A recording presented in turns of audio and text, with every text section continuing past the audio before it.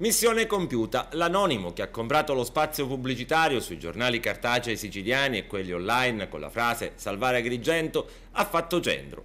È subito nata una pagina di Facebook alla quale hanno aderito già decine e decine di persone. C'è scetticismo sulla rinascita della città dei templi, ma magari l'anonimo che si cela dietro questo messaggio ha le carte in regola per tentare il colpo di coda. Certo, per strada, dicevamo, c'è molto scetticismo. La maggior parte della gente che abbiamo incontrato non crede proprio che questa città abbia ancora chance di salvezza, di un futuro migliore.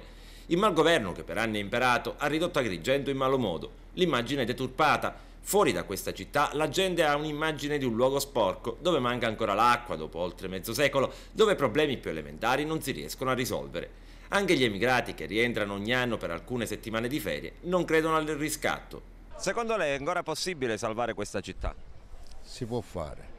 Non rubano tutti i soldi che si mangiano, solo questo. Se loro i soldi che si prendessero giusti, per la città si potesse salvare. Lei parla anche a livello nazionale? Ma di tutto parlo io, perché anche in questa città, con i turisti che vengono e vedendo che non ci sono neanche i strisci pedonali, significa che la gente venendo di fuori dice: ma qua dove viviamo?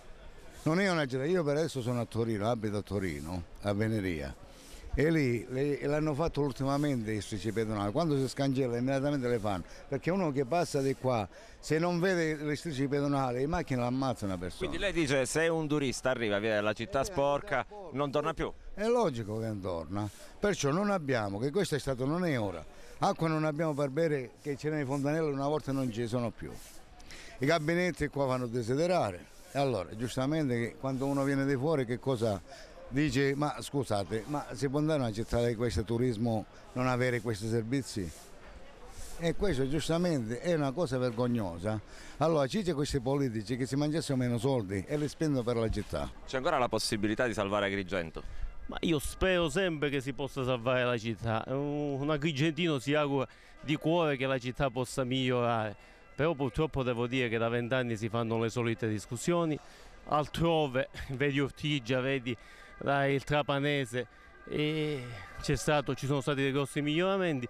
Agrigento non solo non è migliorata ma è arretrato, quindi È pessimista? Purtroppo sono pessimista, l'amministrazione ha fatto poco, mi aspettavo molto di più. C'è ancora la possibilità di salvare Agrigento? Sicuramente niente, assolutamente. È una città che tutti devono andare via, quindi? Penso di sì. La speranza è l'ultima a morire, recita un vecchio detto, ed allora non rimane che sperare che l'autore di questa iniziativa, al momento sconosciuta, possa davvero avere la bacchetta magica, magari come il mago Merlino.